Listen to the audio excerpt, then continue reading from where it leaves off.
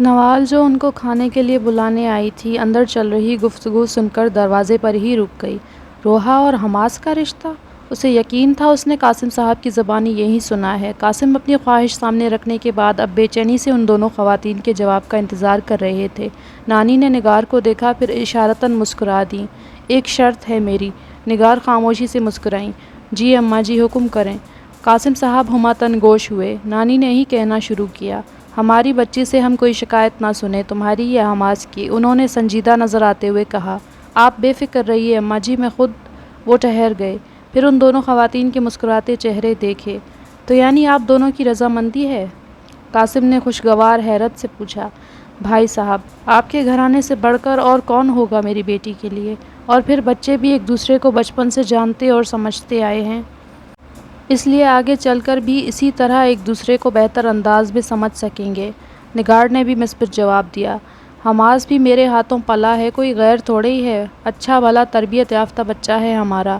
نانی حماس کی طرف سے بھی مطمئن تھیں۔ نوال، نانی اور نگار کے مثبت جواب سن کر مسکرا دی۔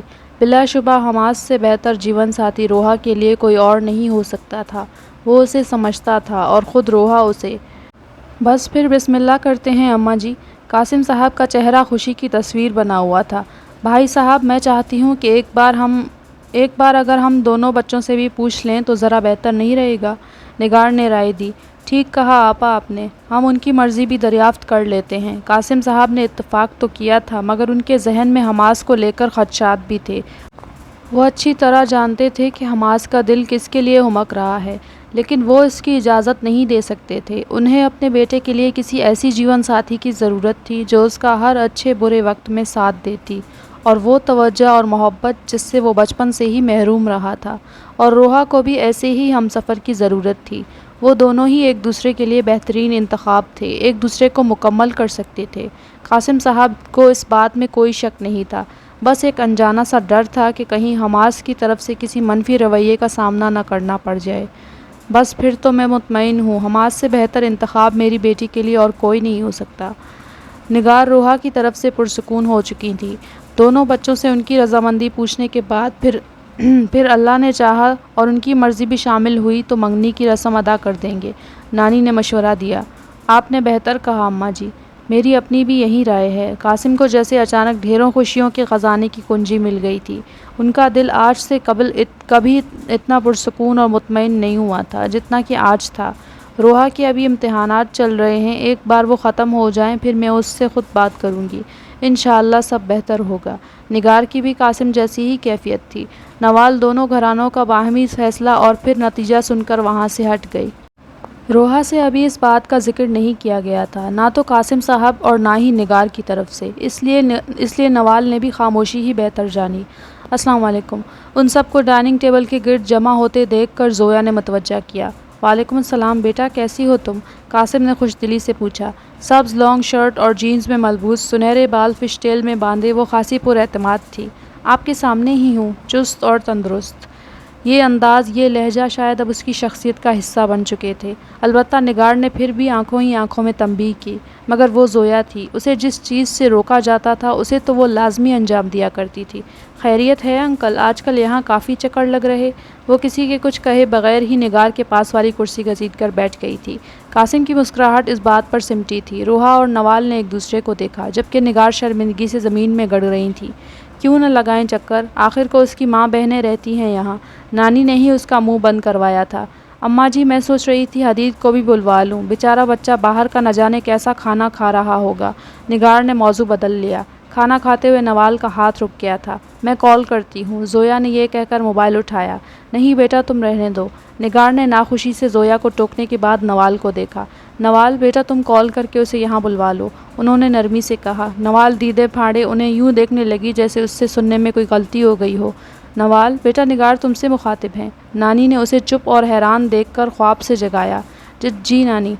سب کی موجودگی کا خیال کرتے ہوئے اسے کہنا پڑا۔ میز سے اٹھتے ہوئے اس نے زویا کی طرف دیکھنے کی غلطی نہیں کی، جو غصے سے مٹھیاں بھینچ کر اسے نفرت انگیز نگاہوں سے گھور رہی تھی۔ کیا کہوں گی میں اب؟ وہ بے تابانہ لب کچلتی موبائل اسکرین کو دیکھ رہی تھی جہاں حدید کا نمبر ڈائل ہونے کو منتظر سا جگمگا رہا تھا۔ دل پر پتھر رکھ کر اس نے کال ملائی۔ دوسری طرف کچھ سیکنڈز کے وقفے کے بعد کال اٹھا لی گئی تھی۔ کون ہے؟ بھاری اور بے ہنگم سی آواز اس کی سماعتوں سے ٹکرائی تھی۔ میں نوال۔ وہ حیران ہوئی۔ کیا حدید کے پاس اس کا نمبر سیو نہیں تھا؟ پھر کیوں کر وہ اسے پہچان نہیں سکا؟ نوال؟ اوہ بلیک مون! اتنا کہہ کر وہ ہنسا اور بے تحاشا ہنسنے لگا۔ اس کے بلیک مون کہنے پر نوال کے دل میں جیسے کسی نے سوئی چبھو دی تھی۔ آپ کی ہمت کیسے ہوئی مجھے اس طرح مخاطب کرنے کی؟ اسے تو لگا تھا کہ وہ اس خطاب کی عادی ہو چکی تھی، پھر کیوں حدید کی زبانی ہی یہ سن کر اسے اتنا ہرٹ ہو رہا تھا۔ سوری، تم بلیک مون نہیں، تم تو سنڈریلا ہو، میری سنڈریلا۔ اتنا کہہ کر وہ پھر سے ہنس پڑا۔ نوال کو اب کسی گڑبڑ کا احساس شدت سے ستانے لگا تھا۔ حدید آپ کہاں ہیں؟ اس نے ڈرتے ڈرتے پوچھا۔ میں گھر پہ، وہ بلا تعمل بولا۔ کیا اپنے گھر؟ اسے شک گزرا کیونکہ پیچھے سے چند دیگر افراد کے بولنے کی آوازیں بھی سنائی دی تھیں۔ میرے گھر؟ نہیں، یہ میرا گھر تو نہیں۔ یقیناً وہ نشے کے زیر اثر بول رہا تھا۔ پھر کس کے گھر پر ہیں؟ نوال فکر مندی سے پوچھ رہی تھی۔ کیوں، تمہیں کیا میری فکر ہونے لگی ہے؟ وہ الٹا اس سے سوال کرنے لگا۔ اس بات پر نوال کا دل زور سے دھڑک کر ساکت ہوا۔ نہیں، وہ خالہ ماں کہہ رہی تھی کہ گھر آ کر کھانا کھا لیں۔ وہ جلدی سے بولی۔ میں ایک شرط پہ آ سکتا ہوں وہاں، وہ کچھ سوچ کر بولا۔ شرط؟ وہ حیران ہوئی۔ تم یہاں آؤ اگر مجھے لینے تب۔ جانے کیا سوچ رہا تھا اس پل اسے۔ آپ پاگل ہیں، میں کیوں آؤں گی آپ کو لینے؟ اس کی اس عجیب شرط کو وہ سمجھ ہی نہیں پا رہی تھی۔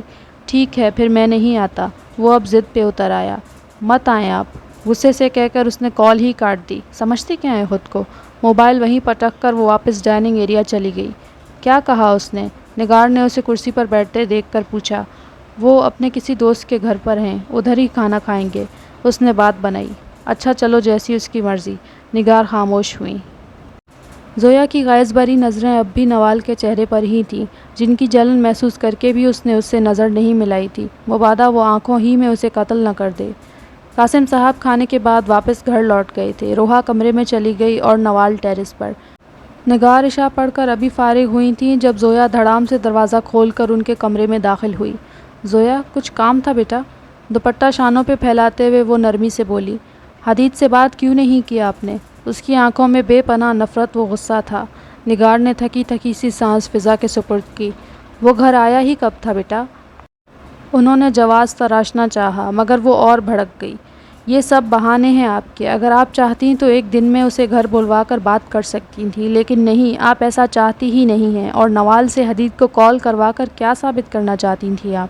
اس کا غصہ پاگل پن بنتا جا رہا تھا۔ زویا، آواز نیچی رکھ کے بات کرو، تمیز تہذیب تو باقی نہیں رہی تم میں۔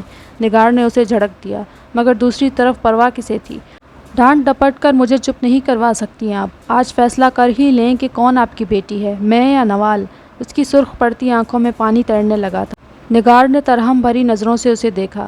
بیٹا، رشتوں کے معاملے میں زور زبردستی نہیں دکھائی جا سکتی، اور فرض کرو اگر تم نے اس طرح حدید کو حاصل بھی کر لیا تو تب بھی وہ تمہیں ویسی محبت و عزت نہیں دے سکے گا جیسی ایک بیوی کو شوہر سے ملنی چاہیے، اور خاندان کے باقی افراد کے نفرت کا سامنا کرنا پڑے گا، وہ الگ۔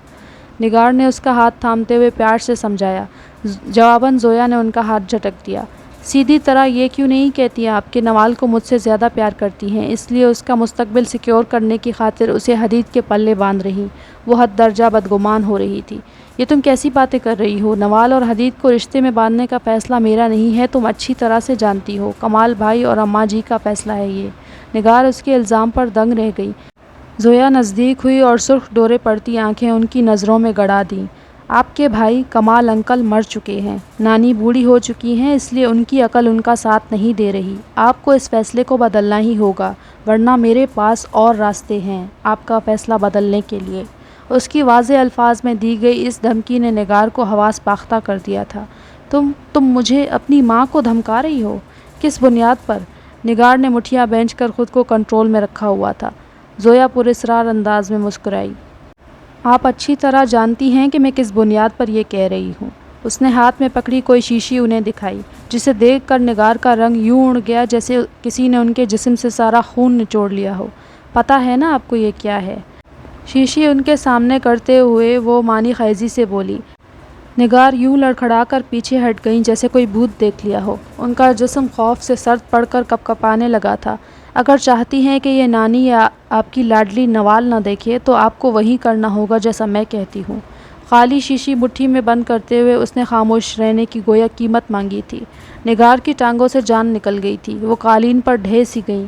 جب اپنی شوق کی کیفیت سے نکل آئیں آپ، تب میری بات پر غور ضرور کیجیے گا۔ زویا مطمئن سی مسکراتی ان کے کمرے سے باہر نکل گئی۔ گرین ٹی کے سپ لیتی وہ ریلنگ کے گرد کھڑی آس پاس کے گھروں میں جلتی روشنیوں کو دیکھ رہی تھی، جن میں سے ایک نگار ہاؤس کے ٹھیک سامنے والا بنگلہ تھا، جہاں اس کی ماں کا بچپن گزرا تھا۔ زرتاج کے والدین نہیں تھے، وہ کمال اور نگار کی خالہ زاد تھی، انہی کے ساتھ پلی بڑھی تھی۔ شہر بانوں نے اسے اپنے بچوں جیسا ہی پیار دیا تھا۔ ہاں البتہ ان کے شوہر کو ان کی یہ بھانجی ایک آنکھ نہیں پاتی تھی۔ کئی بار تو انہوں نے زرتاج کو یتیم خانے بھیجنے کی کوشش بھی کی تھی، لیکن شہر بانوں کا دل اس بات پر راضی نہیں ہو سکا۔ وہ زرتاج میں اپنی بہن کو دیکھتی تھیں۔ عابد سے شادی اور پھر 1 سال بعد نوال کی پیدائش پر کچھ پیچیدگی کے باعث وہ اپنی نومولود بچی کو عابد کی گود میں ڈال کر اس دنیا سے رخصت ہو گئی تھی۔ نوال نانی کی زبانی اکثر ماں سے متعلق سنا کرتی تھی، اس نے زرتاج کو محض تصاویر میں ہی دیکھا تھا۔ میں آپ کو بہت مس کرتی ہوں امی۔ چاند اور ستاروں سے آری سیاہ بادلوں سے گھرے آسمان کو تکتی وہ اداسی سے بولی، مجھ سے محبت جتانے کے لیے بہت سے لوگ ہیں، لیکن آپ کی کمی پھر بھی باقی رہ جاتی ہے۔ تھکے تھکے سے انداز میں وہ کین کی کرسی پر بیٹھ گئی۔ خالی کپ میز پر رکھنے کے بعد وہ آنکھیں بند کیے اس شور و غل سے بھرے شہر میں سکون اور خاموشی ڈھونڈنے لگی۔ اس لمحاتی سکون میں بھی خلل ڈالنے کو اس کا موبائل بجا تھا۔ حدید کی طرف سے کوئی لوکیشن اور 30 سیکنڈ کی ایک کلپ موصول ہوئی تھی، جسے کھولتے ہی اس کی آنکھیں پوری کھل گئیں۔ وہ اسکیٹنگ شوز پہنے کسی عمارت کے ٹیرس پر موجود تھا۔ سب سے زیادہ دل دہلانے والی بات یہ تھی کہ تحفظ کے لیے اس کے ارد گرد کوئی چار دیواری نہیں بنائی گئی تھی۔ سنڈریلا، آدھے گھنٹے میں اگر میرے بھیجے گئے ایڈریس پر مجھے لینے نہیں آئی تم تو… اتنا کہہ کر وہ اس 6 منزلہ عمارت کے عین کنارے پر اسکیٹنگ کرنے لگا۔ نہیں، نوال نے منہ پر ہاتھ رکھ کر اپنی چیخ بلند ہونے سے روک لی۔ اس نے پہلا میسج کھول لیا جس میں اس کی لوکیشن بھیجی گئی تھی۔ وہ اس سے 40 منٹ کے فاصلے پر تھا۔ وہ بنا کچھ مزید سوچے دوڑ پڑی تھی۔ نوال آپی اس وقت کہاں جا رہی ہیں؟ کچن میں موجود روحا نے اسے رف ٹی شرٹ اور ٹراؤزر میں ملبوس گھر سے باہر جاتے دیکھ کر پوچھا، مگر وہ جواب دینے سے قبل ہی جا چکی تھی۔ موبائل پر موصول ہوئے لوکیشن کو فالو کرتی وہ بنا رکے اپنی تمام تر رفتار سمیت دوڑ رہی تھی۔ مصروف شاہراہ پر بھاگتی دوڑتی گاڑیاں اور آس پاس سے گزرتے لوگ اس لڑکی کو حیرت سے دیکھ رہے تھے، جو بنا کسی کے نظروں کی پرواہ کیے اپنی منزل کی جانب رواں تھی۔ 40 منٹ کا فاصلہ اس نے 20 منٹ میں طے کیا تھا، اس خوف کے تحت کہ کہیں وہ واقعی کچھ کر نہ بیٹھے۔ میڈم آپ اندر نہیں جا سکتی۔ گیٹ کے باہر کھڑے گارڈ نے اس کا راستہ روکنا چاہا تھا۔ حدید کمال کہاں رہتا ہے؟ اس نے پھولی ہوئی سانسوں کے درمیان گارڈ سے پوچھا۔ حدید صاحب، وہ تو H 106 میں رہتے ہیں۔ گارڈ نے جوں ہی یہ بتایا وہ اسے پرے دھکیل کر اندر داخل ہو گئی۔ کہاں جا رہی ہیں آپ اس طرح؟ رکے محترمہ۔ گارڈ نے سنبھلنے کے بعد اس کے پیچھے دوڑ لگا دی۔ H wing. تھوڑی تگ و دو کے بعد اسے H ونگ مل ہی گئی تھی۔ رکیے، گارڈ اس کے سر پر پہنچ چکا تھا۔ وہ دوڑ کر لفٹ میں سوار ہو گئی۔ جلدی جلدی جلدی، سب سے اونچی اور آخری منزل کا بٹن دبا کر وہ بے چینی سے انتظار کرنے لگی، اور یہ ذرا سا انتظار بھی بڑا جان لیوا ثابت ہو رہا تھا اس وقت۔ لفٹ 6ٹھی منزل تک جا کر رک گئی تھی۔ ٹیرس تک جانے کے لیے سیڑھیاں تھیں۔ وہ گرتی بڑھتی ٹیرس کے دروازے تک پہنچی اور دھڑام سے دروازہ کھولنے کے بعد بھاگ کر ادھر ادھر اسے تلاش کرنے لگی۔ حدید کہاں ہیں آپ؟ اس کی پکار میں اندیشے تھے، کوئی انجانا سا خوف تھا۔ وہ آس پاس کہیں بھی نظر نہیں آ رہا تھا۔ نوال برے سے برے خیال کو تصور کرتی بے جان سی ہو کر فرش پر گھٹنوں کے بل گر گئی اور پھوٹ پھوٹ کر رو دی تھی۔ آہ! اس کے کراہنے کی آواز سن کر وہ تھم سی گئی، نظریں گھمائیں اور تب اسے پانی کی ٹنکی کے پیچھے موجود اس وجود کا ہاتھ نظر آیا تھا، جس کی کلائی پر بندھے بریسلیٹ پہ H حرف کندہ تھا۔ وہ ایک پل اور ضائع کیے بغیر اٹھ کر اس کی جانب بھاگی چلی آئی۔ حدید آپ ٹھیک ہیں نا؟